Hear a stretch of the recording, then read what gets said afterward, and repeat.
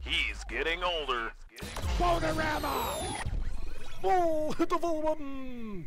But not wiser. Pour some sugar on me!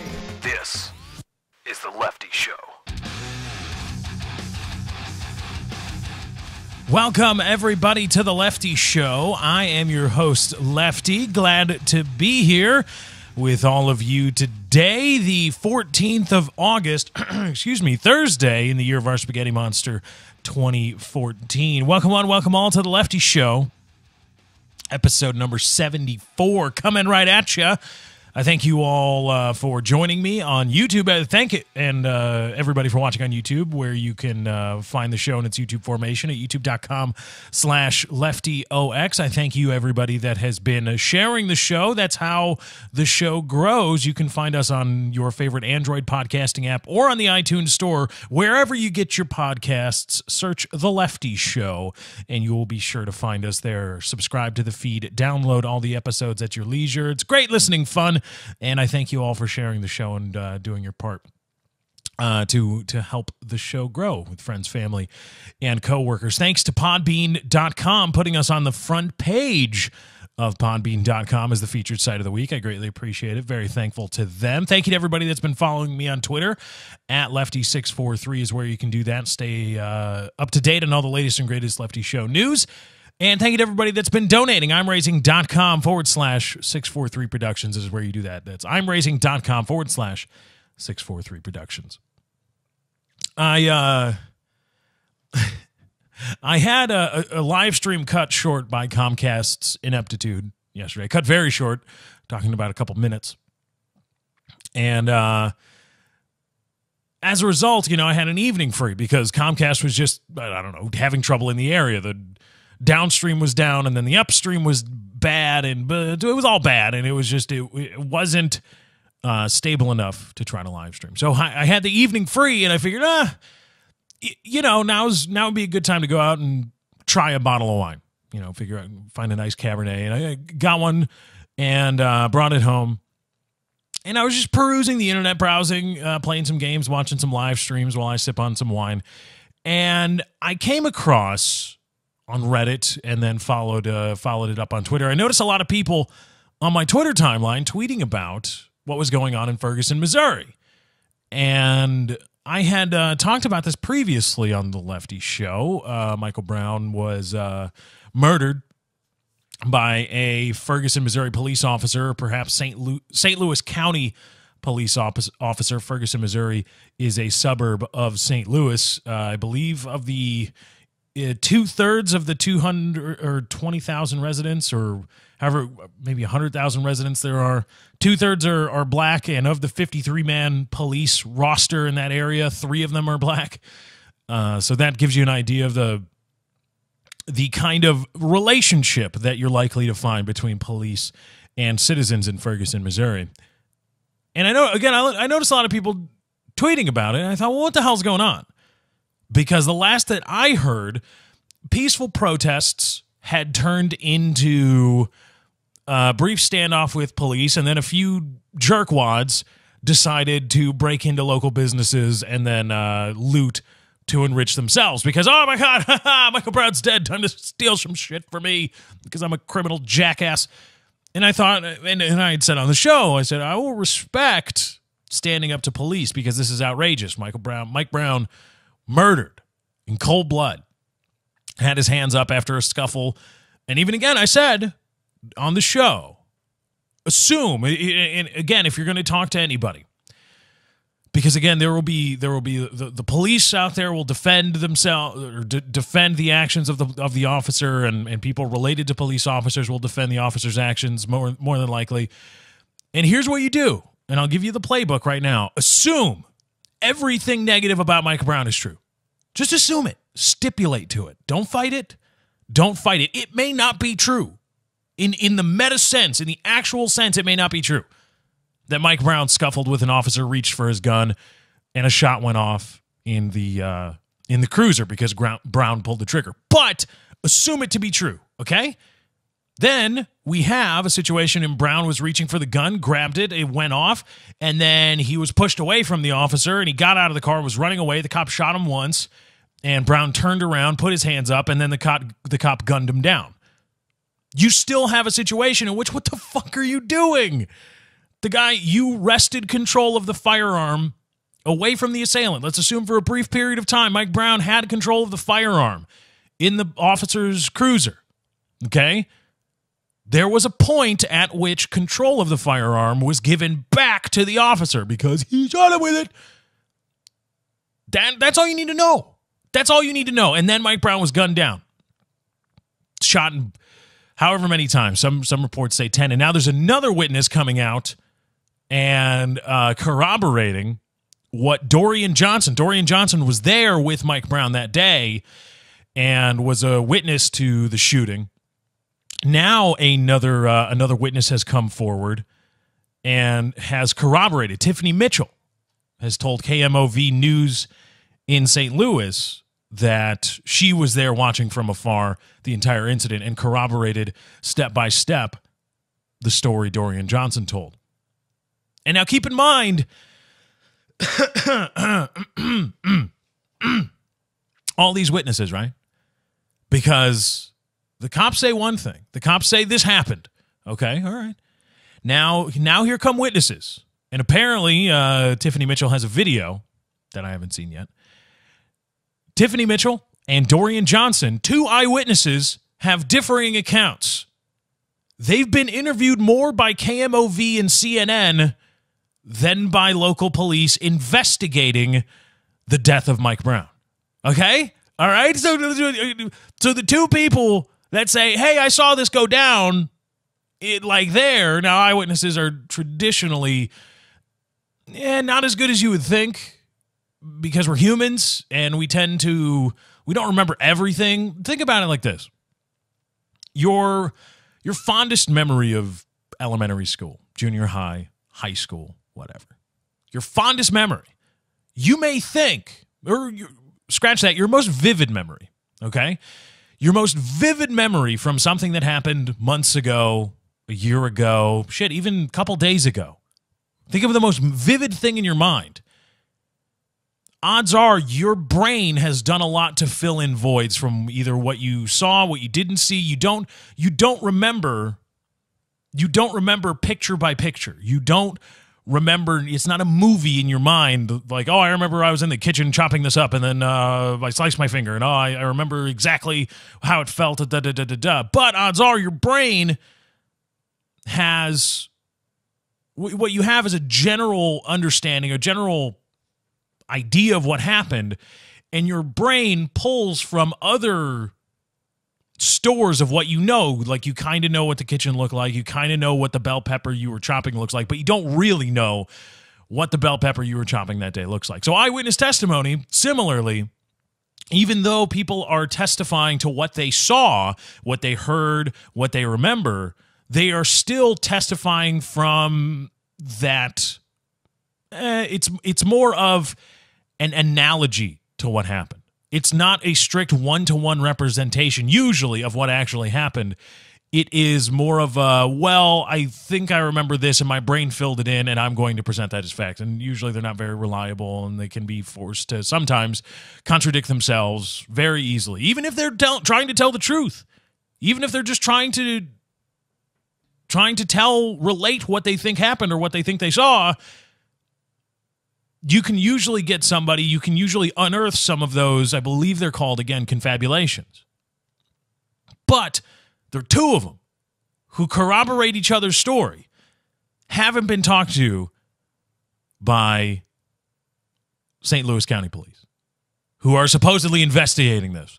The officer is on desk duty or is now on paid leave, and they're not going to release the name of the officer because we fear for his life, as he fucking should. Fucking should fear for his life. Should probably move and get away because, oh shit, I fucked up. But you got these two people haven't been interviewed by St. Louis County Police. Now, I saw this again. I had a little bit of a wine buzz going. I like the bottle of wine I got, Cabernet Sauvignon, good 2011 vintage. or maybe 2012. I don't remember. It wasn't like a $40 bottle of wine. It was like a $20 bottle of wine. So I had a wine buzz going, and I'm seeing all these people tweet about it. I'm seeing sportscasters or sports radio personalities that I follow from Chicago. They're tweeting about it. I'm like, oh, something must be going on if these people are talking about it.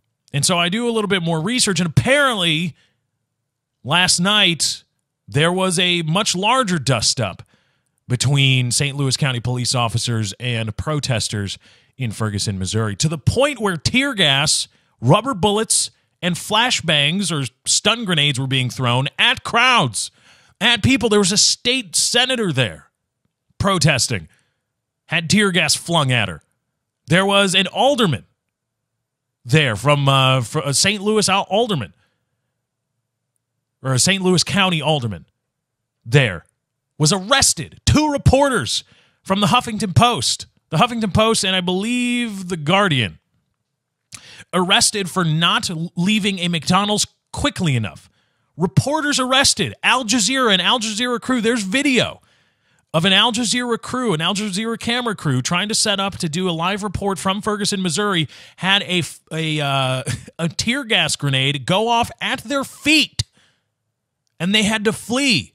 And then police officers in riot gear roll up in an MRAP, or what looks like an MRAP, a mine-resistant, ambush-protected vehicle or something like that. I believe that's what the acronym is.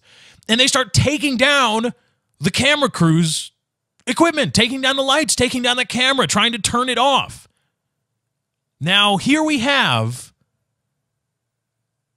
here's what we have.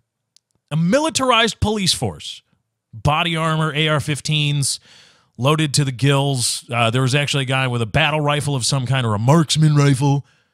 And they had their MRAPs, they had their armored vehicles, trying to force people away from their supposedly peaceful protests. And you have rubber bullets being fired, tear gas being fired at journalists, journalists being arrested, journalists being silenced and told to move away and stop reporting, people being having rubber bullets fired at them for trying to take pictures and record video of the incident. You have aldermen being arrested, state representatives being arrested and having rubber bullets fired at them. You have a police force at war with the people they are supposed to protect. You have a war going on. And you're damn right I hope there were some bricks thrown. You're damn right I hope there were some Molotov cocktails thrown at 5-0. You're damn right. Because the line between police and military has become so blurry as to not even be there. There's no point in trying to distinguish between a police officer and a military or military personnel.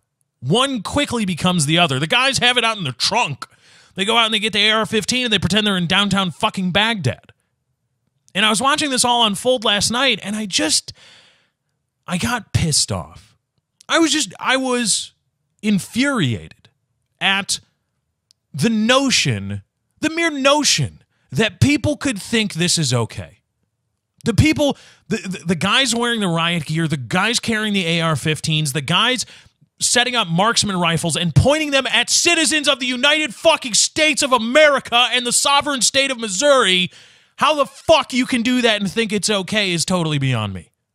And I saw that. I saw the pictures tweeted of the marksman perched atop some kind of armored vehicle with a bipod deployed and ready to, I'm going to shoot some guys like it's downtown Baghdad because I got a little dick and I think I'm... And I didn't say it, but I think I'm back to dead cops are the best kind of cops. I think we all need to go back to that kind of mode of thinking, because if people being upset... Now, again, I was against the looting before, and I still am. That's a separate issue. Using the outrage of Mike Brown's murder as an excuse to break other people's property to enrich yourself is a separate issue and condemnable and should be condemned. However, No, hold on now. Now we got a bigger issue. And now we even have a bigger issue. We even have a bigger issue, dare I say, than Mike Brown being murdered. Now we've got a much bigger issue than that. This whole thing now, for me, it's tragic that Mike Brown was murdered. And it's tragic that in a town that's 2/3 black, there's only 3 black police officers on a force of 53. And all the racial undertones, overtones, subtexts, all the things that go along with that, tragic. And the notion that Mike Brown was, boy, you better get back up on that sidewalk, boy. What'd you say to me, boy? That notion is wrong, and oh my, it's sickening. But I looked around at Twitter and I said to myself, wait a minute, this is much larger now. Now this is not anymore about Mike Brown being murdered. This is not about racial injustices brought on by federalism and the police. This is about the police state now. This is about how people tasked with enforcing the law and protecting citizens now turn into the U.S. Army. Just at the boop drop of a hat, and we will come and fucking get you, and we will do whatever we have to do to affect our ends. To effectuate our ends. We will come and turn down your fucking news reports. We will turn you off. We will get you out of that McDonald's. Oh, you're a reporter? We'll get your fucking ass in jail. Oh, you're an alderman? Get your fucking ass in jail.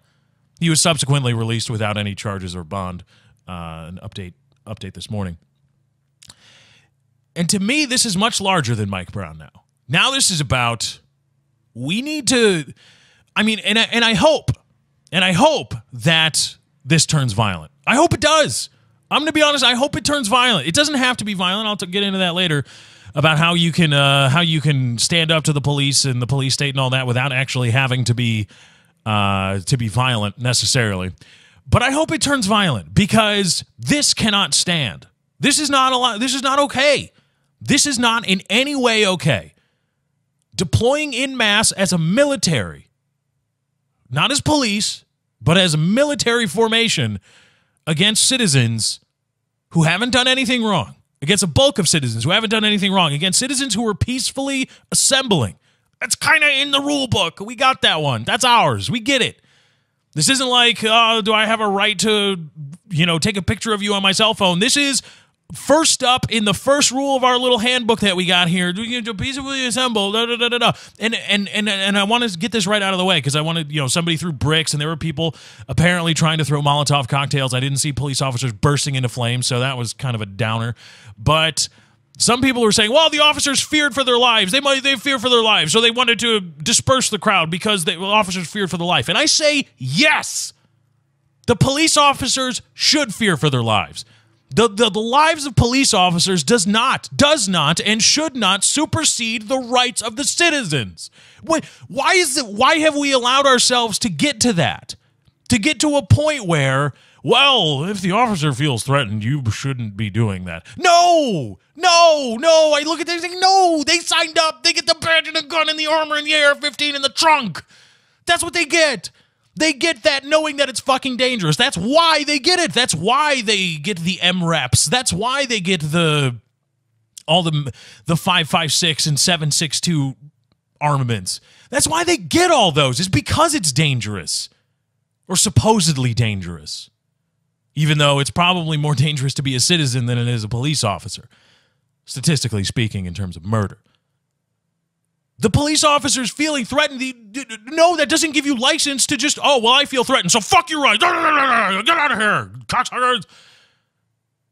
When you start placing the feelings and the existence of the authority over the rights of the governed, you've lost.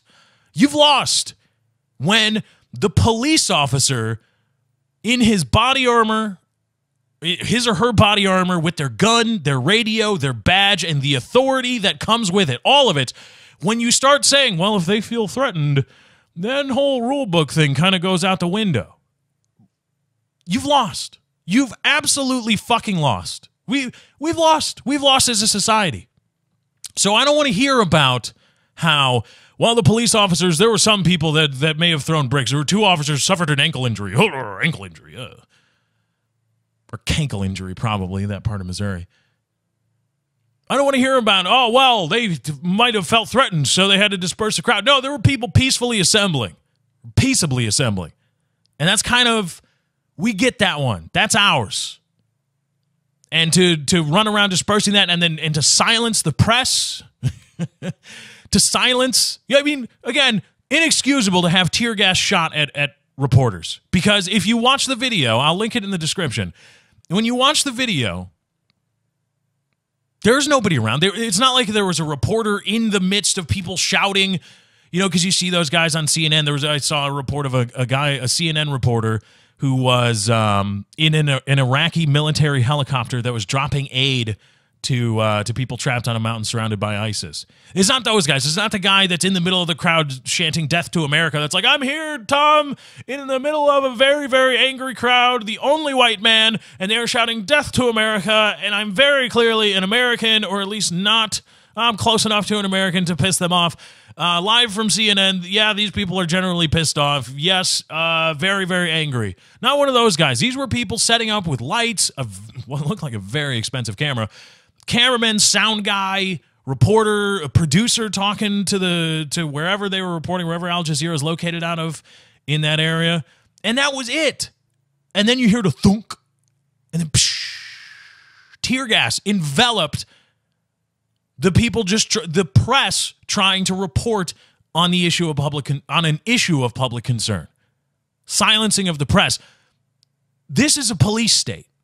This is anonymous. They like to shout that during the Occupy Wall Street movement, which sometimes I was like, yeah, and the other times I say, get out of the park. Stop, smoking joints in the park, and then be like, this is what a police state looks like. No, dude, you're smoking a joint in Central Park. What the fuck do you think is going to happen?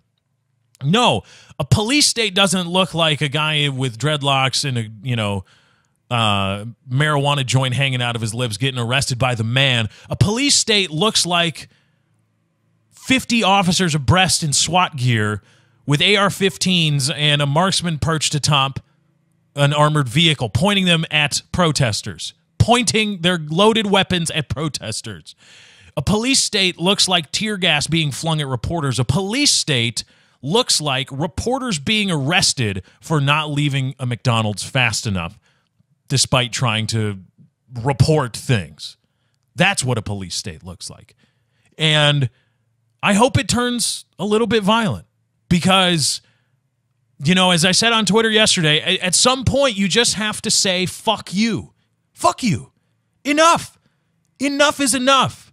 This isn't going to be fixed by reform. This isn't going to be fixed by people speaking, kind of taking off the kid gloves when talking about the police. This is going to be fixed by police officers being set on fire and then those people that did the setting ablaze getting pardoned by the powers that be. That's what will fix this. You want to fix police officers or a thin blue line and, we got to protect our own and we got to protect ourselves and we felt threatened, which is why we need the AR-15s with the suppressors and the EOS Tech holographic sights and the double-taped magazines of 5.56 NATO rounds. That's why we need it, because you want to fix that?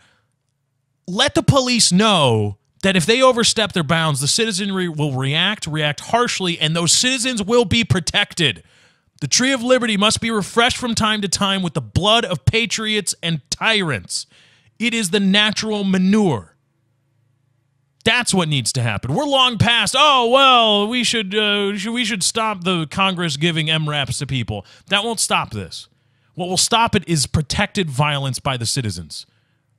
Violence against police officers. I'll advocate it, sure. Yeah, go ahead. And if that means some liquor stores need to be broken into so that you can get Bacardi 151, which will probably burn a lot easier than, some cheap vodka or something, go ahead. Fuck it. Now this is much bigger than looting. This is much bigger than Mike Brown. This is about the things we see going on in the Ukraine, the things we saw in Egypt, the things we see in Syria. Fighting against an oppressive government. And oh my God, the things that we saw in that Ukrainian overthrow in Prague. The things we saw, the things we all watched. And we all sat here in America and thought, oh man, that's pretty fucked up. That's real right there. Those are people, you watch people get shot and go limp by Ukrainian snipers. You saw protesters just trying to go get wounded people. You saw them you heard a shot ring out, and then you saw a body go limp. That's what you saw. That's what everybody saw. We sat here in America and thought, oh shit, man, look at how evil the Ukrainian government is. Oh my God, look at the police state they live in. Well, now it's here. Now it's here. And we're not, what are we going to do? And before I know I've advocated violence against police officers, which I think is probably the best course. It will be the most painful course of action, but I believe in the long run, the best course of action. Even though it's not really going to happen. I understand that. But here's the thing, and I know a lot of people say, well, this will be the chorus. This is the chorus of many that don't want to. They want to say, well, yeah, police state, but not on. But you want to say police state, but then somebody say, okay, well, how do you fight a police state? You fight. You fucking fight. That's what you do. But to avoid going to that, because fighting's gross, man, they say, well, not all police are bad. And I want to tackle that right now. Not all police are bad. Okay, I agree. We've all seen the nice video, the video of the cop, the jackasses. I'm going to open carry my loaded AR-15 because that's my rights, and I hope I get fucking shaken down by a cop so I can be a YouTube star for about 15 minutes. We saw those guys, and then there was a cop that came up and was like, hey, can I check out your thing? You can hold my gun. I'll check out yours. And there we go. And it wasn't like a get down on the ground, cocksucker, blah, police. The guy was very amicable, very nice, and was very calm and cool about the whole thing. It was even cracking jokes, and that's a nice police officer. That is when I think of somebody saying, well, not all police are bad. There are good cops. There are many good cops. I think of that guy. I think, okay, yeah, all right, okay. Here's my question, though, to everybody that would say, how dare you vilify police officers or advocate in any way, even in the theoretical sense, fighting against violence against the police state? All I want to know is, where are those good cops? That's all. Where are they? Where are they? Because it would seem to me that the good cops that people talk about, when they say not all cops are bad, there are good cops out there. Okay, all right, yes. Good cops, the good ones. The ones that would think, holy shit, Frank, did you just fire tear gas at those Al Jazeera reporters? What the fuck is wrong with you? Those cops. That's what that bald cop, I believe he was bald, or balding, or had a buzz cut. I don't remember. It was a grainy, shitty video. That's what the guy who was checking out the armament on the guys that were open carrying in some place, that's what that guy would do. In my mind, that's what good cops would do. Where are those guys? Where are they? I mean, I see the work of bad cops all the time. I see the guy choking out I saw the fucking pig choking out the handcuffed college kid.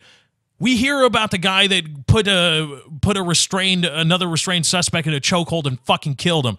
We see or hear about the guy that put another woman in a chokehold and fucked her up. We hear all of this. Where are the good cops? Odds are there are other police around when things like this are going on. And odds are even further that some of those cops, if we stick to there are good cops, oh yeah, okay, all right, if they are unquestionably good, why aren't they stepping in? Why?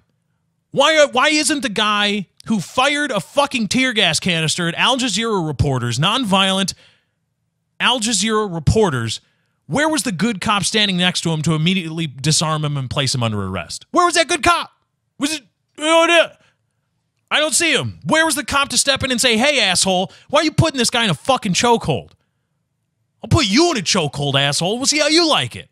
And then slap the cuffs on you, put you in general overnight, and see how you last because you've committed a crime. Where are those cops?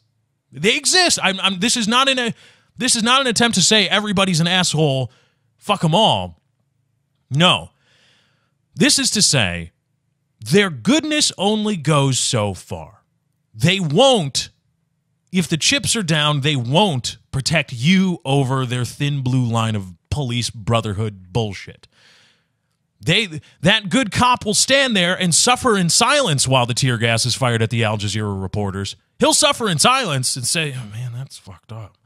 I don't like that. He'll suffer in silence while rubber bullets are being fired at state representatives and peaceful protesters and hitting people who are just trying to mourn the loss of whatever or trying to protest and form on public land. He'll, again, suffer in silence, but he won't do a fucking thing. To me, doesn't matter if you're good at that point. It doesn't matter how good you are. If you won't fucking do anything, you're just as bad. Just as bad as the guy pulling the trigger. In fact, in the other way around, when you're not a police officer, in many states, if you're next to a guy pulling the trigger and you don't do anything to stop it, or you didn't make an honest effort to remove yourself from the situation or whatever, you're just as guilty as the guy pulling the trigger. Aaron Hernandez didn't pull the trigger when he killed those. Well, no, maybe in Florida he pulled the trigger. He's pulled a lot of triggers. But the big one that happened most recently, the most recent murder that Aaron Hernandez is accused of, he didn't pull the trigger. Allegedly. Oh, I got to say that now because maybe he's litigious. I don't know. Go ahead, sue me from prison, you cocksucker. He didn't pull the trigger, but he's being tried as though he did pull the trigger because under orders or under direction, or he was he was a part of the group that collectively decided we got to go get this guy. When you're a citizen, that's how it works. And you can be vilified for that. So you could have stopped him. But you complied. You said, yeah, I don't like it, but yeah, fine. Fuck it. Shoot him. I don't like it, though. You're just as guilty when you're a citizen, but you're a cop. Oh, well, but they're good cops. All right, well, where are they? Why aren't they stopping these things? Why aren't they stepping in? It would seem to me if they really were truly good in that sense of the term, they would step in, but they don't. At that point, does being good really matter? Because then their goodness is only a function of not being around other bad police officers. Quote, bad police officers that would do bad things. And if that's the case, well, then fuck those people because they're not actually good. They're good when not everybody else is around. It's like, oh, I'll be your secret friend. But when other people are around, look at that nerd. Fuck him. Yeah, nerd. That's what it is. So I don't want to hear about, oh, they're good cops. Oh, good cops. If there were really good cops, shit like this wouldn't stand. Those guys would be they would place other people under arrest or they would die trying to fight the bad things that are happening around them. But they don't, tells me they're not very good. All right, let's do some news, shall we?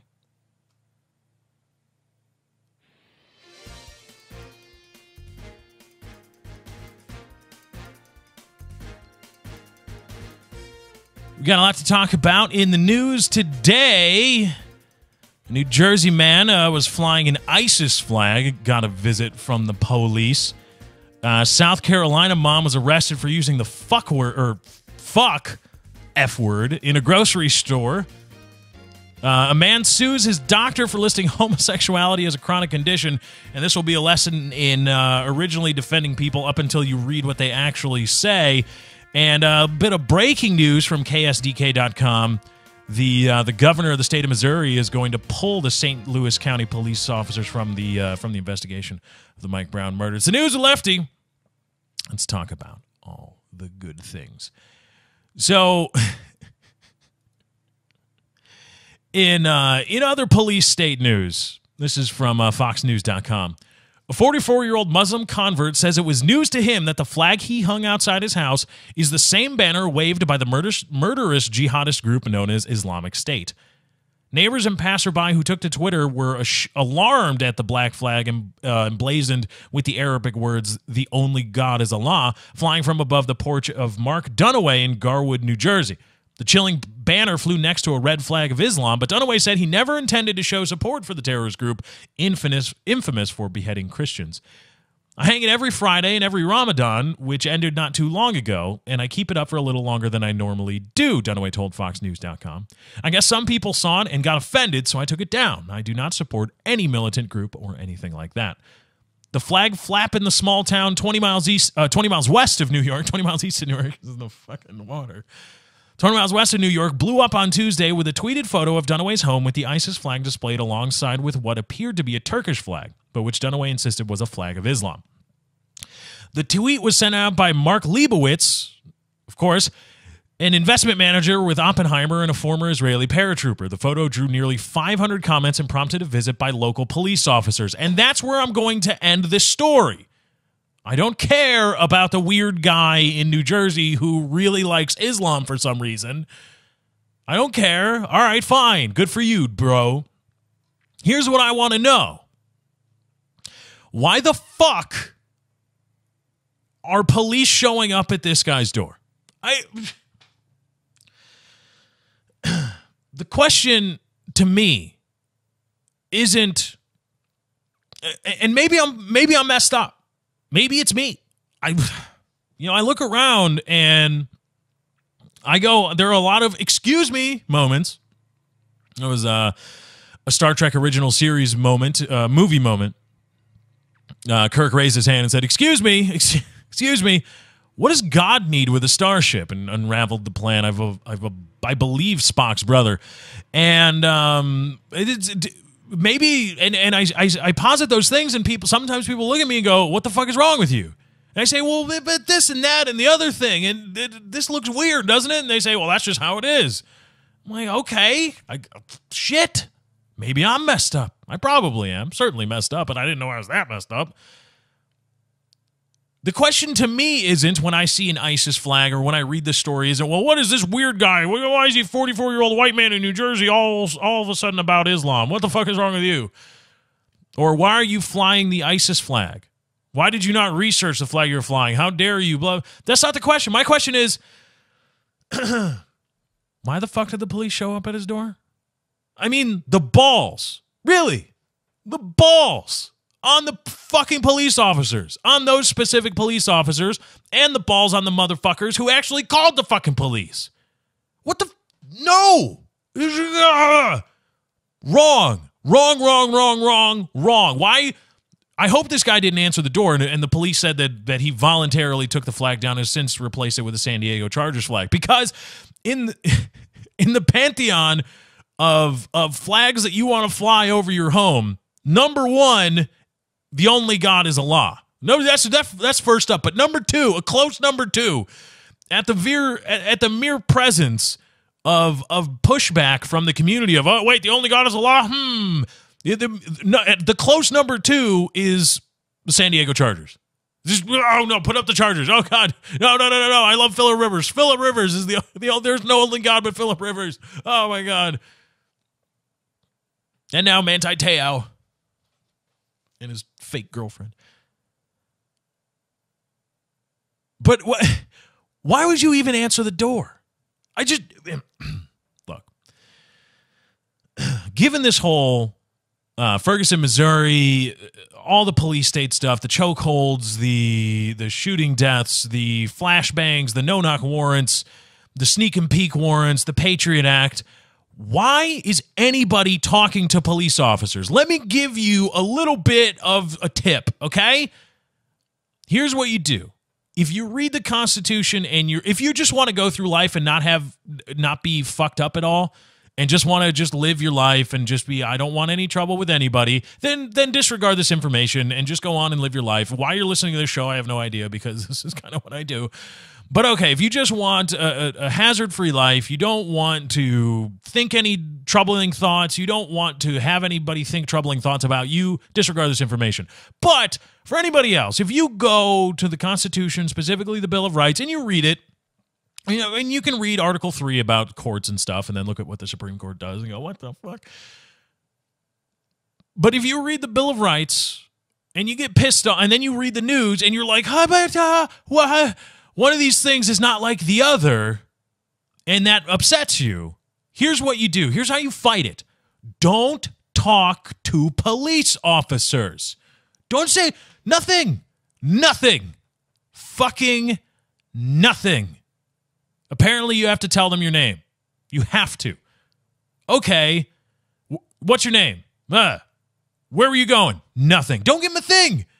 They show up on your door. Excuse me, sir. We'd like to ask you about your flag. Get the fuck off my... Or first of all, you ask, do you have a warrant? No. Are you here to arrest me? No. Get the fuck off my property. Close the door on them. Don't say anything. Don't talk to police. That's... Okay. You don't want to go into the streets and start fighting and shooting it out, duking it out with cops. I understand that. Violence is scary, and like Russian roulette, the end game to shooting it out with armed police officers or fighting with armed police officers is a very real and very steep cliff. Big drop-off that cliff. I understand. Okay, here's how you fight it non-violently. Don't talk to police officers. That's number one. Why in this day and age anybody would talk to police officers is still beyond me, but okay. You want to fight? Don't talk to them. Make them do the work. Hey, we're investigating this. Where were you? Fuck you. You don't have to say fuck you. Find a more eloquent way to say it, but find a way to say fuck you. Fuck off. Leave me alone. You need to go over here. No, I don't. And that feeds into the next part. Get arrested. Get arrested. It'll serve a few purposes, one of which is to, if everybody has an arrest record, it will eventually remove the stigma surrounding having an arrest record in our society, being arrested or having something on your record. Because now, if you go to apply for a job and you got anything in your background, it's, ooh, what's wrong with you? But if everybody's arrested, well, shit, damn it. Everybody's been arrested. What are we going to do? Get arrested. If everybody's arrested, tax the system. If you want to... It's a form of a reduction to the absurd. If you want to paint in big, bold letters for society, the rest of the world, the powers that be in government, if you want to paint, again, in big, bold letters, how absurd our police state has gotten, how absurd our arrest authority or how far arrest authority has gone, and how completely ridiculous it is, the rate at which we put people in prison, get arrested. Don't shy away from getting arrested. If you don't do this, I'm going to arrest you. All right. And then demand a jury trial. First of all, get arrested. Don't plead to anything. Hire an attorney or demand a public defender. They got to give you one. And then demand a jury trial. Demand it. It's your right. Exercise them. The best way to fight this police state nonviolently is to exercise your rights. It's the best way. And it will result in you getting arrested, and it will result in a heartache. You will have to bond out, and you will have this hanging over your head, and you may lose. But if enough people do it, if enough people get arrested, you get arrested for a small amount of pot, just plea out, misdemeanor, pay a fine, and go on about your business. No, I want a jury trial. You're arrested for this bullshit thing, disorderly conduct. It just, just not. We don't even want to, just plead to this. It'll be a nothing. We'll expunge it later. No, I want a jury trial. First of all, make the cops that arrest you show up, because for every day of the trial that you have that they arrested you for, they got to be there, especially if they are a complaining witness. Make judges expand their schedules. Make everybody have jury duty. Everybody's got jury duty. The judges are overworked. The cops are all spending way too much time in the courtroom. And then, and only then, can you say, you see? Look at what you hath wrought. You're arresting people for bullshit. We have such a militarized police force. You do anything, you're arrested. You photograph them, do anything, arrested. Okay, I'm arrested now. I'm not pleading out. I'm not doing anything. I want a jury trial. Give it to me. Give it to me, and I'm going to go as far as I can. Overwork the public defender's office, all that. Then maybe somebody will say, holy shit, maybe we shouldn't be arresting so many people. Maybe we should try to take a little look at how fucked up we are. What with all we're arresting people for crazy amounts of things, and then the crazy bastards demand a jury trial, and it's really expensive and totally not worth it. Maybe we shouldn't arrest them in the first place. You want to fight a police state nonviolently? That's probably one of the best ways to go about it, is to actually exercise your rights. And speaking of arresting people for incredibly increasing amounts of bullshit, this is from North Augusta, South Carolina. A North Augusta mother is facing charges after a witness says she used profanity towards her children. Do you really need to read any more? I kind of don't want to really... I don't want to read anymore. Do I have to? I mean, a North Augusta mother is facing charges after a witness says she used profanity towards her children. Facing charges. Okay? Okay? Now I'll read. This is the the over-incarceration of Americans, and this is also the pussification of America. The woman who says she witnessed the incident said she saw Wolf, the mother, use the F word repeatedly, okay? Fuck. Not the F word, fuck. Repeatedly, and Wolf started cursing at her after she approached Wolf. All right? The woman says she wasn't having a bad day and that hearing Wolf use those words brought her back to her abusive childhood. Oh my God, I heard the word fuck. Oh my God. Oh my God, fuck. Oh my God, she said fuck. Oh my God, oh my God. Yeah, I kind of hope it's kind of a shame that your abusive parents didn't finish the job. If you live in that kind of life where you hear fuck and you immediately piss your pants and run to the fucking police. Oh my God, officer, she said fuck. Did you hear that? This woman said fuck. Oh my God, my abusive father. Oh, if I'm the cop, I go, why didn't your fucking father kill you? Probably would have been better off dead. If you fear fuck, piss your pants, and your only course of action is to run to the police, you're just probably better off dead.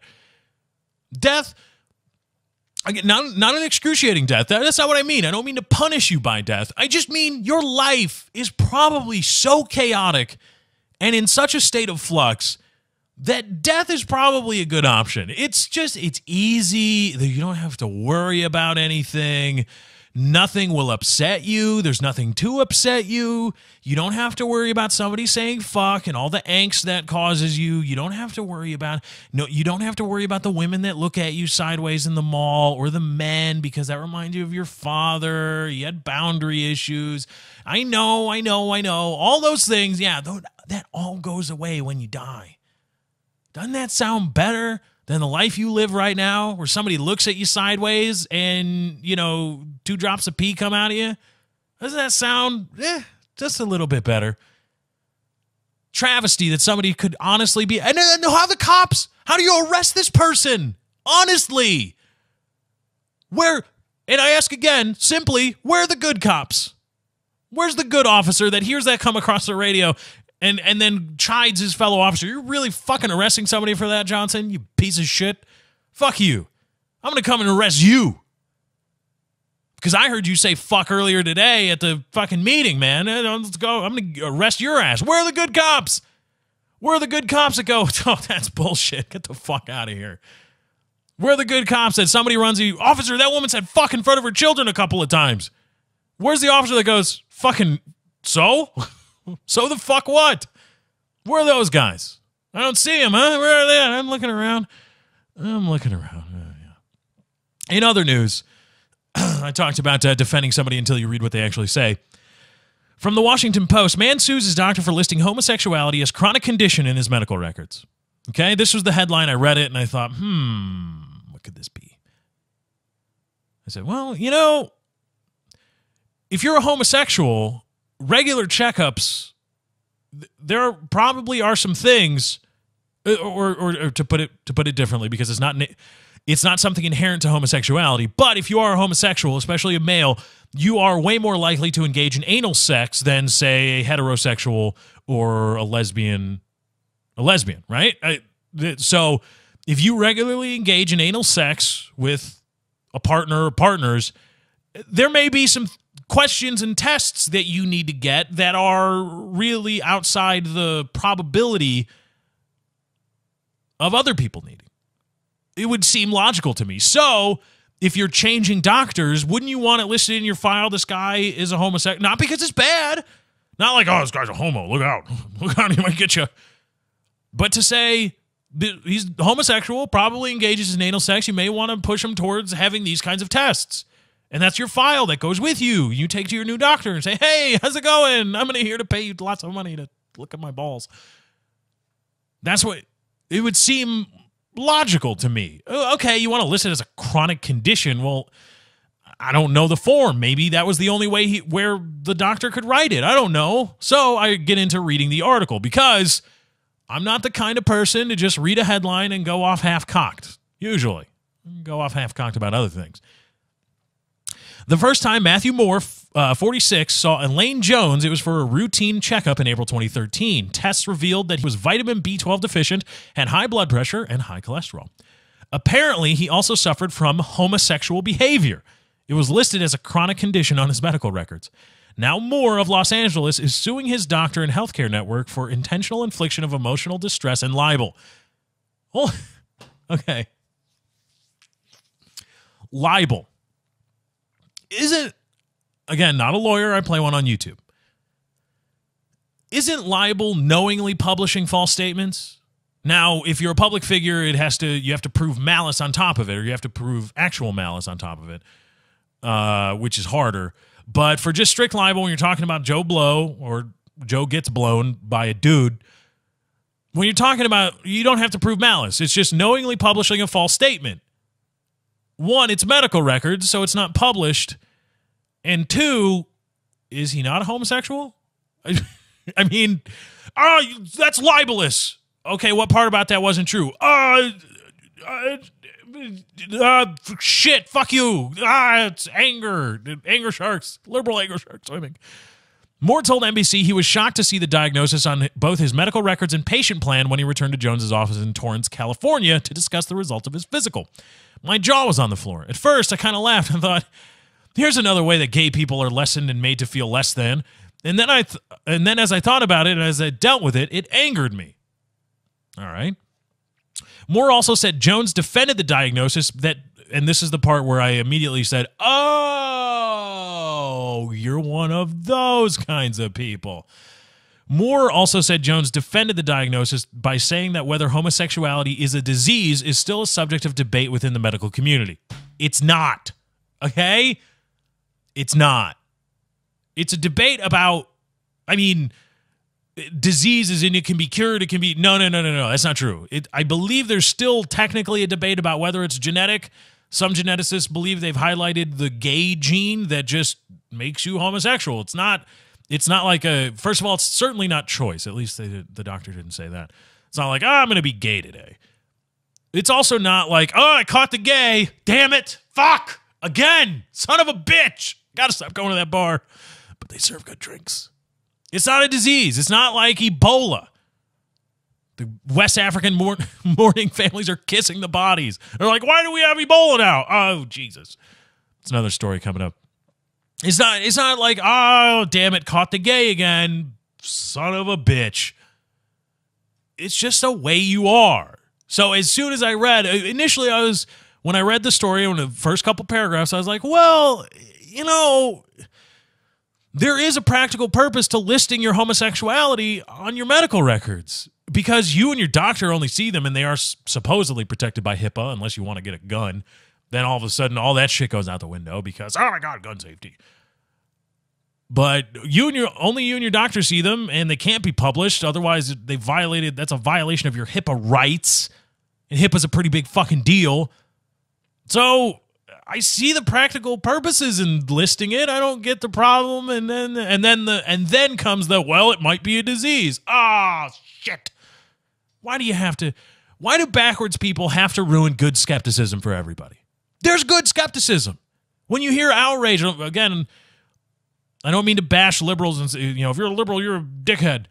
But a lot of outrage about issues like this, homosexuality, women's rights, women's lib, racism, all these things tend to come from liberal camps. And the outrage tends to be from liberals. And sometimes, not all the time, I won't venture a guess as to say most of the time, majority of the time, whatever. But sometimes it's bullshit outrage.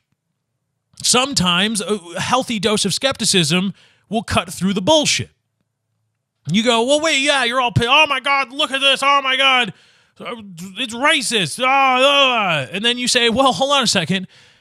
If a black guy did it to a white guy, would it be racist still? Oh, well, no. Oh, okay, so now you're just outraged because you feel you need to be outraged. Okay, well, skepticism 1, bullshit liberal outrage 0 in this case. Again, sometimes, not always. But when I initially started trying to be skeptical about this story, it's just, you could need to know that. And chronic condition. I don't know. Maybe that's the only way. Is there any persistent thing that we need to know about? Well, homosexuality would be something persistent that your future doctors may want to know about, right? You can make the case for that. But then this backwards-ass doctor had to say, well, it's still a debate in my mind. Oh, damn it. Now you make me look like an asshole because I aligned myself with you out of skepticism. But now it looks like I aligned myself with you because I'm a backwards gay denier. It's like climate denial, but with dick. I'm a gay denier. Just like you. But I'm not. I just, well, maybe it's kind of bullshit. And in other news, I mean news. That's the gay denial. This is from the Daily Beast. Kissing the corpses in Ebola country. From 8 a.m. to midnight, wearing 3 pairs of gloves, the young men of Sierra Leone bury Ebola casualties, an activity that's earned the Red Cross recruits an unwelcome designation. The Dead Body Management Team. I think there's an Insane Clown Posse song about that. Some days, just one call to collect a newly deceased victim comes in from the Calhoun district. Some days, the team receives 9. The calls from medical professionals at isolation centers are met with relief. These bodies have been quarantined. The infection can, with copious amounts of disinfectant, bleach, and meticulous attention to detail, end there. Once cleaned and sealed in 2 body bags, the corpse will be driven to a fresh row of graves. In gowns, boots, goggles, and masks, the men will lower the body into a 6-foot grave below. In these burials, safety trumps tradition. The harder phone calls that the dead body management team receives and the more dangerous burials they perform take place in the communities themselves. Here, they must walk a delicate line between allowing the family to perform goodbye rituals and safeguarding the living from infecting themselves. The washing, touching, and kissing of these bodies, typical in many West African burials, can be deadly. But prohibiting the communities from properly honoring their dead ones and thereby worsening their distrust in medical professionals can be deadly too. Insufficient medical care, shortage of supplies, and lack of money are undoubtedly contributing to an epidemic the World Health Organization has deemed a national disaster. But with the death toll now topping 1,000 in 4 countries, it's the battle over dead bodies that is fueling it. Now, I got to say this. If Ebola comes to your little community and for some reason you're distrustful of medical professionals, okay, all right. I just talked about skepticism. Can't be mad at you for that. But if you're distrustful of medical professionals and your loved one dies of the creeping crud badness sickness that'll fucking kill you, 90%, it's got a 90% mortality rate. If you can understand 90%, fucking lot, all right? You see a lot of people around you dying of the creeping crud. He's got the creeping crud. Oh shit, now he's dead. You can understand that if you're in some West African community that downtrodden in the middle of fucking nowhere, right? If your first instinct is to, I must kiss this person, I must touch this thing, and then somebody comes in clearly trying to protect themselves from something, says, don't do that, and then you go, oh my God, I can't, you fly off the handle and go crazy, I can't trust you anymore, oh my God. Maybe you deserve the creeping crud. Look, if you're stupid enough to when you die, when an Ebola victim from your community dies, that you want to make out with the body, and somebody tells you not to do that, and that angers you to the point where I'm not going to trust you and your Ebola quarantining anyway. Maybe, we don't need to be reinforcing that. We don't need to be allowing that to continue. You got to treat it with kid gloves because, oh my God, no, these people are morons. What the fuck? Why do you have to protect their idiocy? Go ahead, kiss them all you want. We're going to put up big, gigantic walls around your fucking little village here and have fun kissing all the Ebola victims you want. Have fun. Big, huge makeout party. Good job. There you go. Oh, well, you have to protect them because they may become distrustful of medical professionals in the future. Well, then they're going to fucking die. Why is it? Okay, fine. Distrust us all you want. Later. Peace, y'all. You want to be an idiot and make out with Ebola corpses And then when you're told not to by the people who will fucking die if you infect them, and you go, oh, how dare you? Oh, my invisible man that I was brainwashed into believing because of, missionaries sent here. Oh, I'm so angry now. Well, go back to your village, have fun, have all the fun you want, making out with the Ebola victims and dead bodies, and we're going to just let you do your thing, and you're going to go away, and you're not going to reproduce, and you are not going to in any way poison, not with Ebola, but with the idiocy that is, I am going to get mad at the people trying to protect me from fucking Ebola. We're not going to let that back into the gene pool. You're going to go and you're going to die. You're going to have kids and whatever the babies of Ebola victims look like. I don't even want to fucking know. You're going to have that. It's all, have fun, and you're just going to go away. Bitch, you're just going to go away now. That's it. Goodbye. Thanks for playing. Sorry you had to feel this way, but that's all we're going to do. And in final news, there was of the S&P 500, it's in quarter two of this financial year, was reported by moneynews.com that 20 corporations on the S&P 500 paid zero taxes in quarter two. Zero taxes. Zero in taxes on the S&P 500. Now, somebody brings up a good point in the Reddit comments. A lot of these companies are REITs. What they are, I don't know. But what they supposedly are, they're corporations that are basically pass-through companies. They are investment firms that invest in real estate, and as long as 90% of their profits are passed along to shareholders, the company itself pays no corporate income tax, which can rise as high as 39.1% on the corporate level and on the federal level, that is. And on the personal income level, or individual income level, can be as high as on the federal level, again, 39.6. As long as the profits from that corporation are passed along to the tune of at least 90% to the shareholders, the company pays nothing in taxes. All right? Oh, okay. I sense a bit of the NFL is it's a nonprofit organization, which Roger Goodell makes $48 million a year. Say, it's a nonprofit, huh? And the head guy makes $48 million a year? No, you're paying fucking taxes on whatever you're paying out. You're paying taxes on that first, all right? None of this nonprofit bullshit. But okay. REITs, circle jerk, they allow people to invest and incentivize investing. All right. Here's my question, though. The company pays none of those taxes, okay? Okay, the company generates revenue and thus profits, and those profits aren't taxed. That income isn't taxed at the corporate level because it's passed on to the investors. Okay, well, those investors get taxed. Oh, see, no double taxation. We avoid double taxation, which is bullshit, and it's the money is still taxed. People still get the government still gets their end. Yes. But what isn't really talked about a lot is, again, while these corporations are like pass-throughs, they're like vessels for money. They retain little of the income/profit or revenue profit.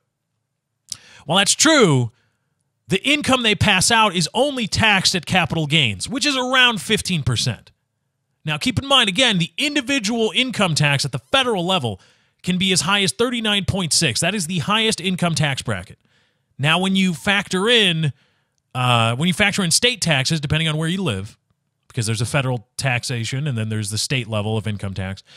When you factor both of those in, you can itemize, you can deduct state tax payments from your federal taxation, I believe, or maybe it's the other way around.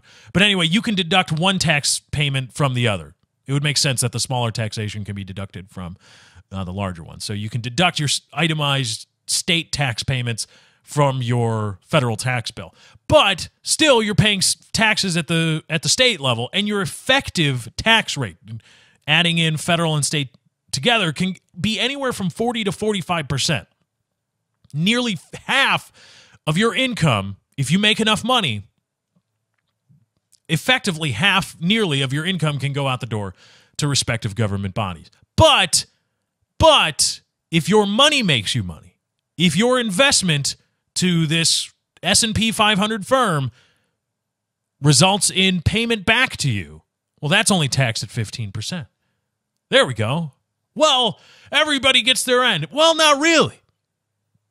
Because the corporation, which is a quasi-person, which would otherwise be paying taxes were it not for this REIT status, doesn't pay taxes on that money, doesn't pay corporate taxes, which are analogous to individual income taxes, doesn't pay corporate income taxes because they're an REIT, and the people they pay out the money to don't pay individual income tax because it's at most half, less than half of what they would pay anyway, of what they would pay on the individual level.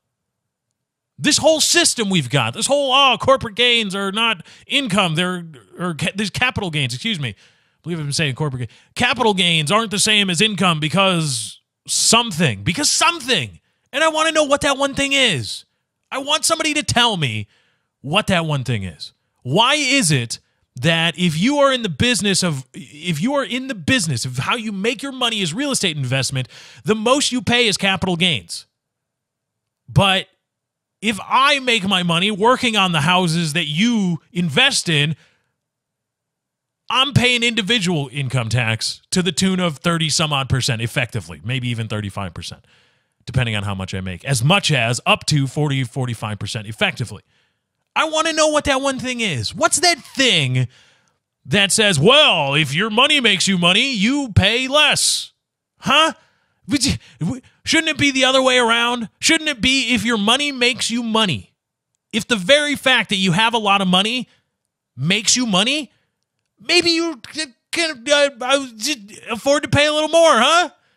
Maybe that should be like a luxury tax, like hey, we created this whole society that created your generational wealth or created your big lump sum payment or created this or that or this dynamite product, and now you're living off of it, and the money you made, your gigantic pile of money, is making its own money.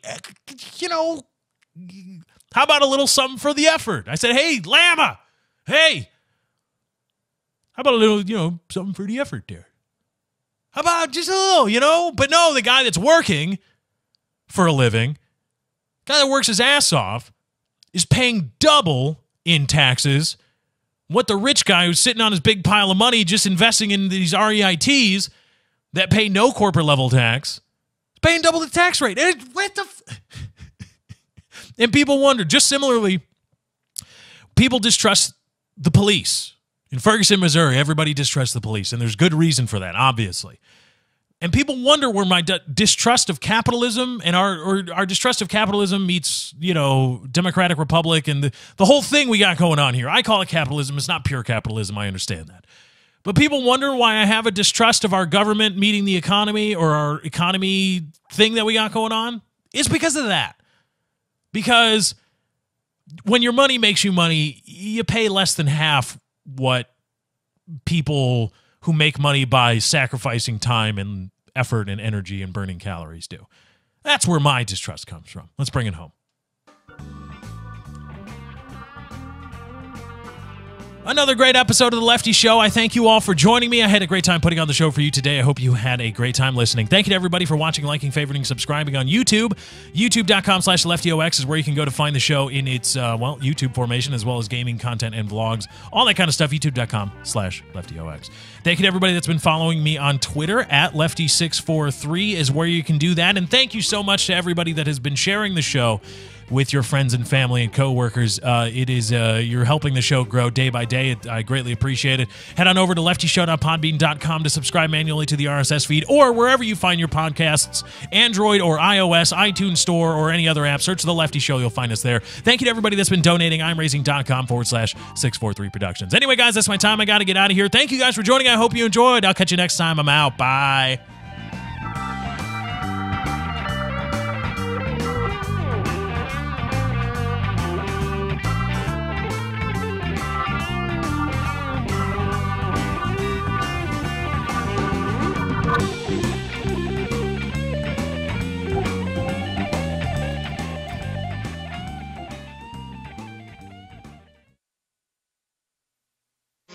Welcome to Con Air.